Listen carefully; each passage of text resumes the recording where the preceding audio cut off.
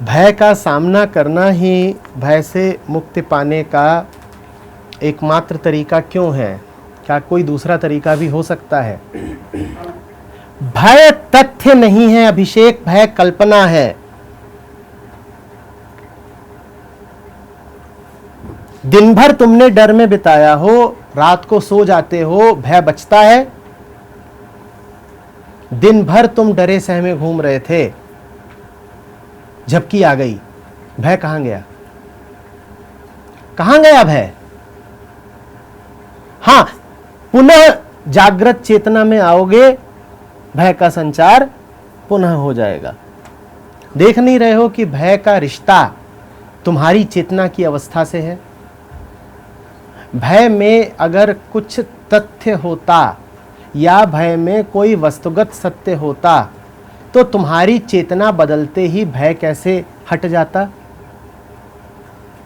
और उदाहरण देता हूं, मान लो सोए नहीं, मान लो जग ही रहे हो।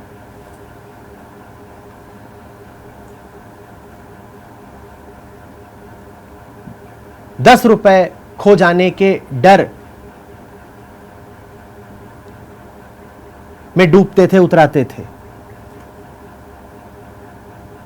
और तभी कोई और बड़ी घटना हो गई, कुछ खास मिल गया या कुछ और बड़ा खो गया, तो तब उस ₹10 वाले डर का क्या होगा? बचेगा या खो जाएगा? बचेगा या खो जाएगा? देख नहीं रहे हो कि भय भी सिर्फ तब तक है जब तक विचार कर रहे हो। ख्याल नहीं तो डर नहीं, ख्याल नहीं तो डर नहीं। और ख्याल अगर कर रहे हो तो डर कहीं से भी पैदा किया जा सकता है। अब तुमने पूछा है कि भय का सामना करने के अतिरिक्त और कोई उपाय क्यों नहीं है? इसलिए ताकि जब सामना करो तो तथ्य से रूबरू हो जाओ। और तरीका क्या है? डरते हो बहुत ज्यादा कि पीछे ये जो कक्ष है इसमें बड़े भूत प्रेत हैं, हजार किस्म की आफतें हैं, दानव हैं, हत्यारे बैठे हुए हैं, बड़े बड़े गंडासे लेके और बंदूकें लेके, तोपे लेके तुम्हें मारने के लिए, और यहां से आवाजें उठ रही हैं। और हो सकता है आवाजें वास्तव में उठती भी हों, कुछ अजीब सी आवाज है जो यहां से आ रही है।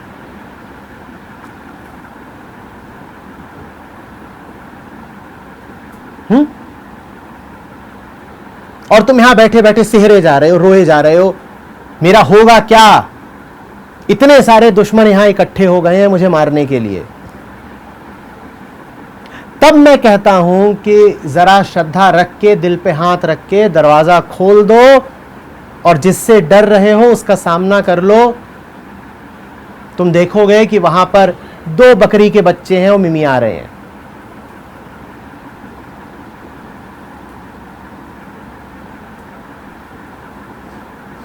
और उनके साथ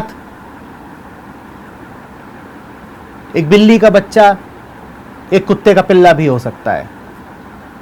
वो सब बेचारे खुद परेशान हैं।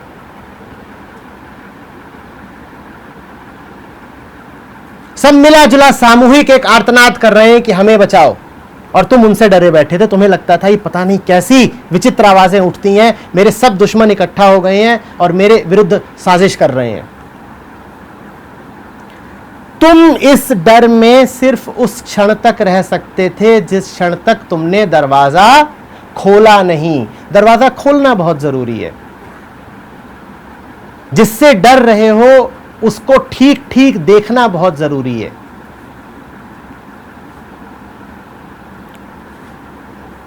अन्यथा कल्पना का कोई अंत नहीं है। होता उल्टा है। जिससे डर जाते हो उसके दर्शन तो कभी भी नहीं करना चाहते, जबकि उसके दर्शन सर्वप्रथम करने चाहिए। हाँ, जिससे डरे हो उसको केंद्र बना के तुम हजार अन्य चीजों के दर्शन खूब कर लेते हो। मंदिरों के दर्शन कराओगे, तीर्थों के दर्शन कराओगे, सुरक्षा के हजार जुगाड़ कर लोगे। और वो सब क्यों कर रहे हो? क्योंकि किसी से डरे हुए हो। भगवान के पास भी चले जाओगे इसलिए क्योंकि डरे हुए हो।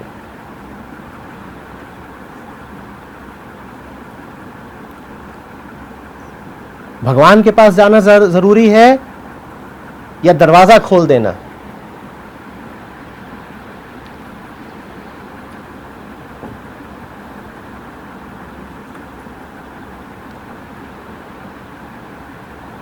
अंधेरे में रहना मात्र हमारी मजबूरी ही नहीं है, जबरदस्ती अपने आप को अंधेरे में रखने में हमारा बड़ा स्वार्थ छुपा हुआ है।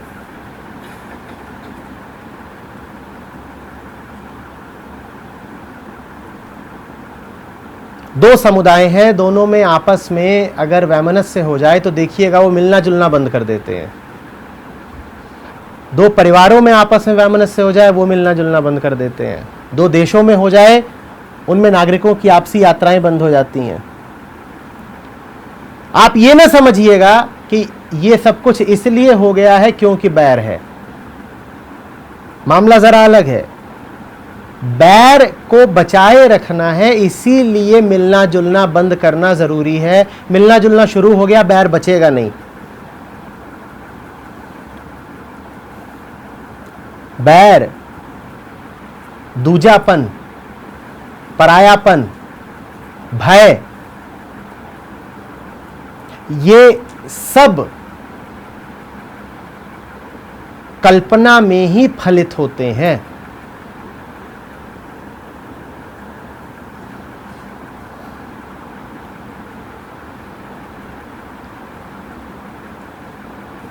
जो सामने है उसके बारे में कल्पना कैसे करोगे? असुविधा हो जाएगी ना। तुमने तो कल्पना बैठा ली थी कि इसके 64 दांत हैं और 4 सींग हैं और इसकी शैतान जैसी पूंछ है और ये जहरीली सांसें लेता है। और जैसे ही तुमने ये कल्पना करी थी वैसे ही जैसे तुम्हें अनुज्ञा मिल गई थी, लाइसेंस मिल गया था, इस कल्पना के इर्द गिर्द अपना संसार बसा लेने का। भाई दुनिया में कुछ है जो बहुत ताकतवर है और जो मेरा दुश्मन है, तो अब मैं अपना संसार कैसा बसाऊंगा? मेरे संसार में मेरी सुरक्षा के बहुत सारे इंतजाम होंगे। मेरे संसार में वो सारे लोग होंगे जो मेरी ही तरह उस दुश्मन से डरते हों।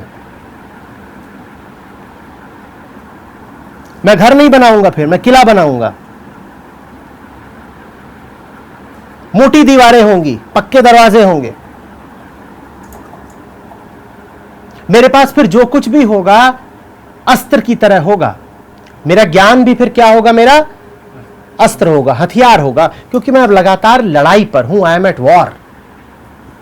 कोई है अज्ञात दुश्मन कहीं छुपा हुआ जिसको मैं जानता नहीं, लेकिन जो लगातार मेरा नुकसान करने पर उतारू है और जिसके पास बड़ी ताकत है। उसके पास इतनी ताकत है तो मुझे भी तो उसी तरह का इंतजाम करना होगा।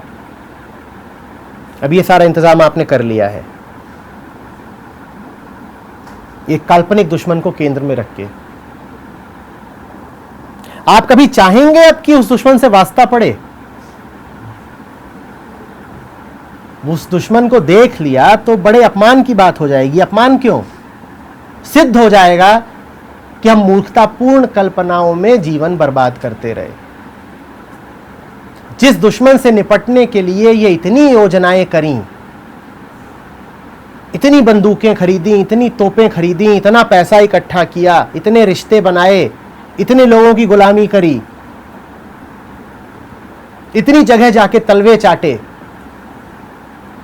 वो दुश्मन तो था ही नहीं। जिस दुश्मन से निपटने के लिए मैंने अपनी जिंदगी बेच दी, अपने आप को बर्बाद कर लिया, वो दुश्मन तो था ही नहीं। बड़े अपमान की बात होगी ना।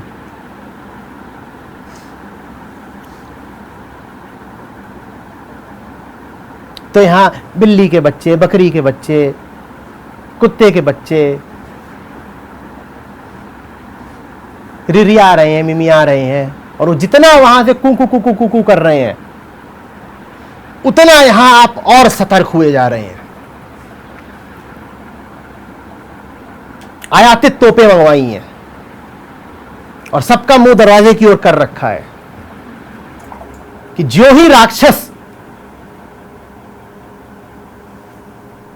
दिखाई देगा, फायर।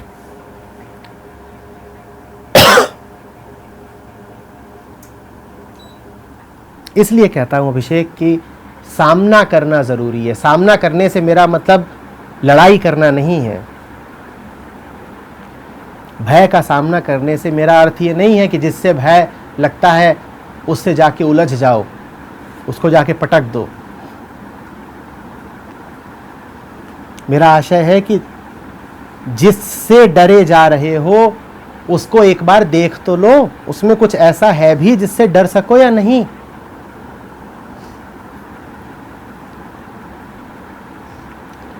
डरने में हमारी सीमित सत्ता का बड़ा स्वार्थ है।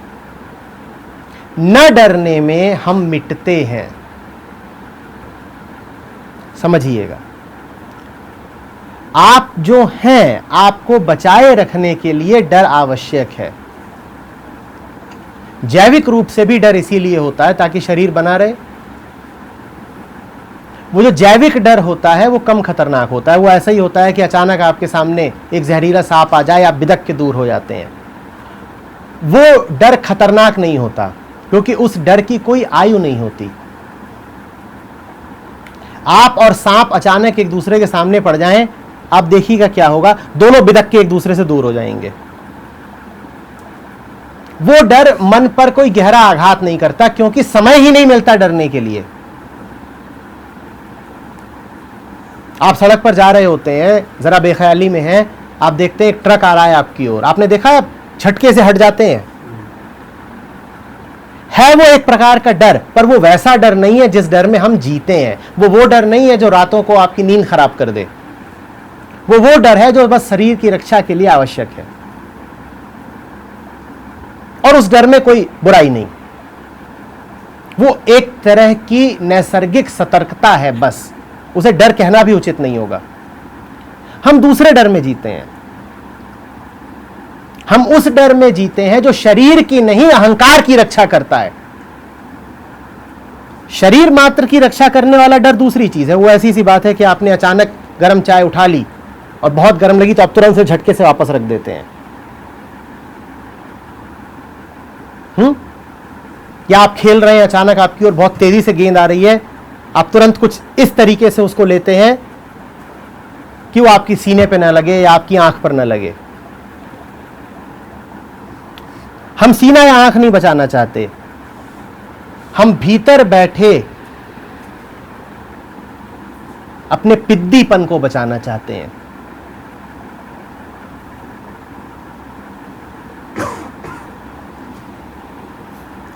अब डर गड़बड़ है, अब डर गड़बड़ है।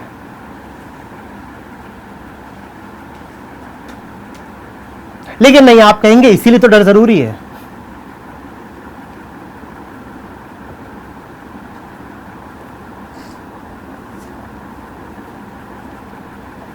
डर बचाता है ना मुझे, और मैंने अपने आप को उस पिद्दी के अतिरिक्त और कुछ जाना ही नहीं है। गौर से सुन लीजिएगा, डर मजबूरी नहीं है, स्वार्थ है। जो कोई बहुत डरता दिखाई दे,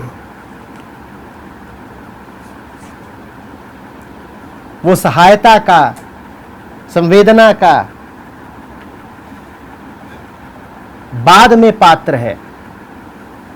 पहले ये जान लीजिएगा कि ये इंसान बड़ा कुटिल है अपने ही खिलाफ साजिश करने में।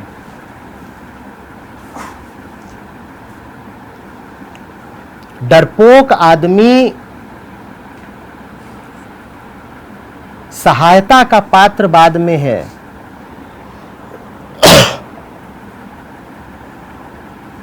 पहले तो जो उसकी आंतरिक साजिश है अपने ही खिलाफ, उसको बेपर्दा किया जाना चाहिए।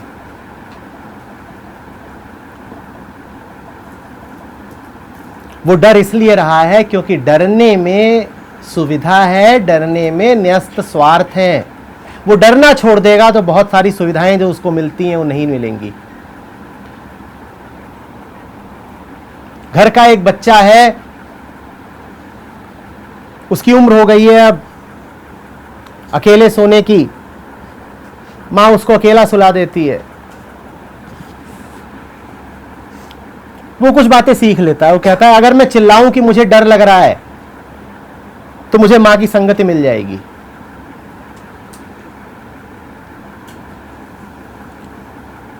यही बच्चा है, जरा बड़ा हो गया है, मोटा है, थुलथुल है, इसको साइकिल थमा दी जाती है, इससे स्कूल जाया करो। ये चिल्ला दे कि साइकिल से स्कूल जाता हूं, सामने से बस आती है, ट्रक आती है, सड़क पार करनी पड़ती है, मुझे डर लगता है कि कहीं दुर्घटना ना हो जाए, मर ना जाऊं। इसको तुरंत घर की कार से स्कूल जाने की सुविधा मिल जाएगी। डरने में बड़े स्वार्थ हैं।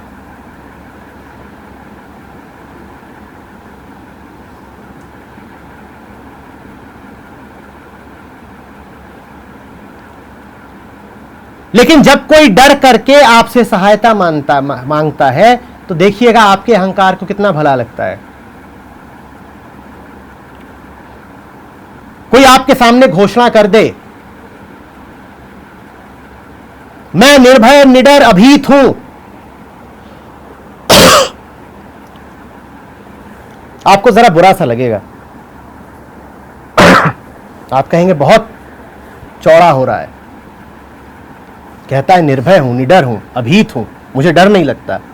और कोई आपके पास आके कहे सुनो जी, बड़ा दिल घबराता है, अपना हाथ दोगे? फिर रसगुल्ला आ जाएगा, खून में शक्कर घुल जाएगी।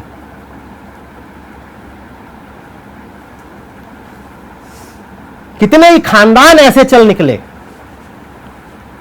सुनो जी, रात बड़ी गहरी है, डर लगता है, अपना हाथ दोगे? एकदम धक धक धड़कता है दिल यहां पर।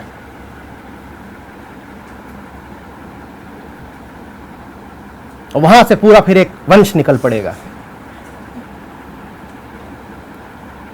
और कोई खड़ा हो और कहे ना, हम नहीं घबराते। आप कहेंगे अच्छा नहीं घबराता, अभी बताता हूं। अब घबराया कि नहीं? और लगाऊं चार, फिर बताना कि घबराता है कि नहीं। जो न घबराता हो आप उसको ये फल देंगे, कहेंगे तू तो घबराता ही नहीं है ना, आजा तेरा इम्तिहान लेता हूं।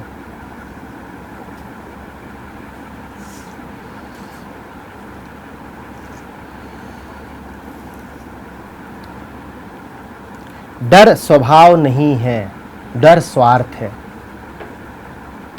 स्वार्थ, स्व अर्थ।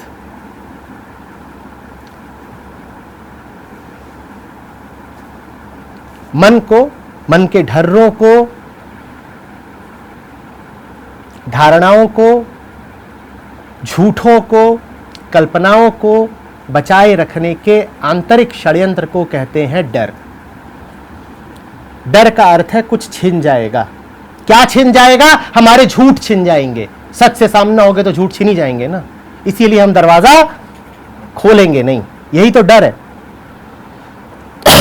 दरवाजा खुल गया तो राज भी खुल जाएंगे। खोलना नहीं।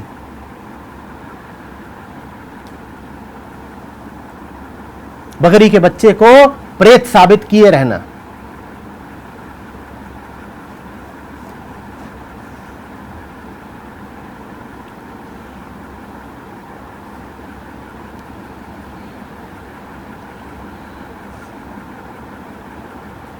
अब ये मैं आपके ऊपर छोड़ता हूं कि ये सौदा खरा है कि नहीं है।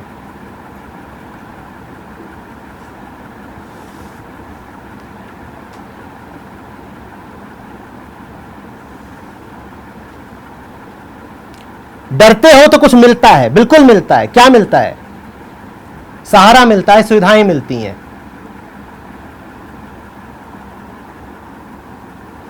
डरते हो तो सहारा मिलता है, सुविधाएं मिलती हैं। और नहीं डरते हो तो कुछ मिटता है। क्या मिटता है? झूठ की बुनियाद पे खड़ा हुआ हमारा संसार मिटता है।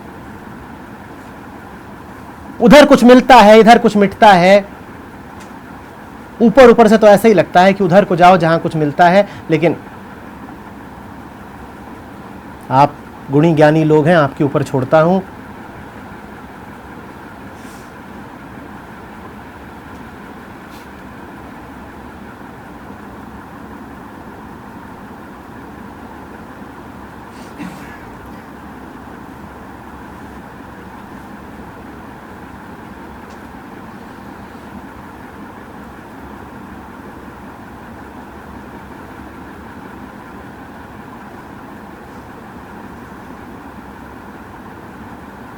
एक सवाल पूछिएगा अपने आप से, डर ना हो जीवन में तो क्या वैसे ही जिएंगे जैसे जी रहे हैं?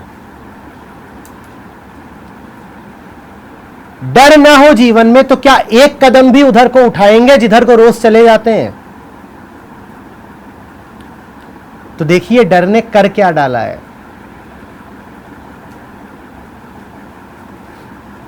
और इन छोटे डरों में उलझ करके जो सबसे बड़ा नुकसान है वो करे जा रहे हैं। छोटे डर छोटे नुकसान के होते हैं ना, छोटे नुकसान का छोटा डर। छोटा नुकसान बचाने के लिए छोटे डर पाल पाल के कितना महत नुकसान करे जा रहे हैं ये नहीं देखते ना।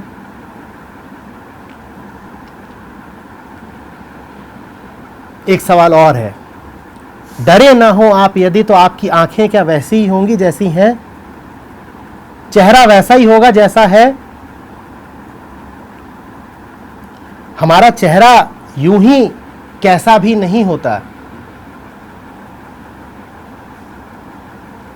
उसकी रूपरेखा मां के गर्भ से मिली होती है, लेकिन उसमें भावों को हमने प्रविष्टि दी होती है। मन बदलता है, चेहरा बदल जाता है। यह हमारा चेहरा नहीं है, डर का चेहरा है।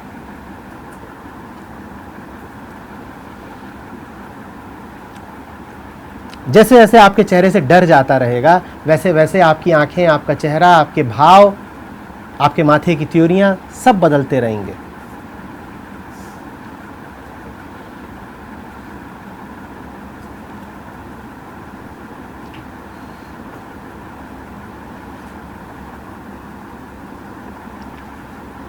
डरे ना हो तो रोज दाढ़ी बनाओगे?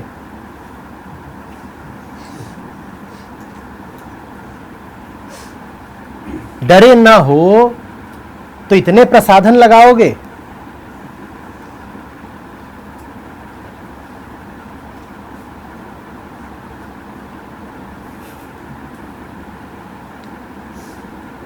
डरे ना हो तो कपड़े वैसे ही पहनोगे जैसे पहनते हो?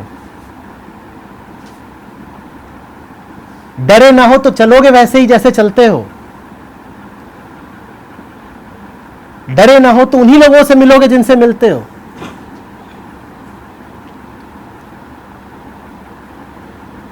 आप परेशान किन से रहते हो जिंदगी में? उन लोगों से जिनको आप जानते ही नहीं, जो दूर दूर के हैं, जिनका ना नाम देखा ना गांव, या उनसे परेशान रहते हो जो आपके जीवन में सम्मिलित लोग हैं, जिनसे रोजाना साक्षात्कार है?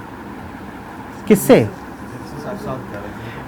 तो जिनसे रोज मिलते हो उन्हीं से परेशान हो। पर अगर परेशान हो तो रोज मिलते क्यों हो? क्यों मिलते हो?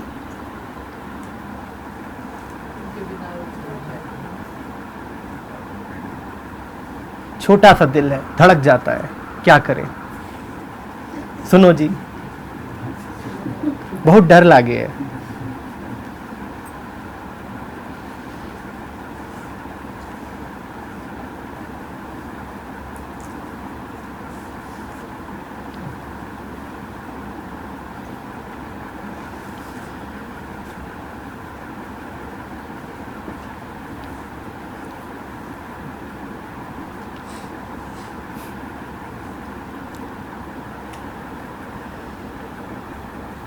और ये सब कुछ किसके कारण है?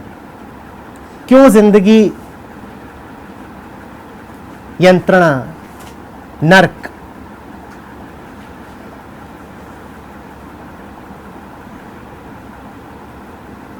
बिल्ली का बच्चा,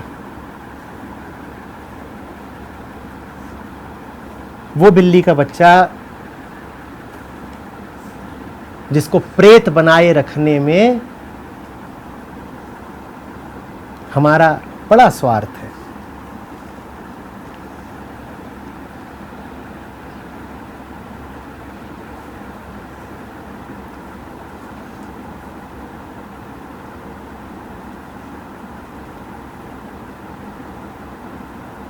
तो अभिषेक, सामना कर लो।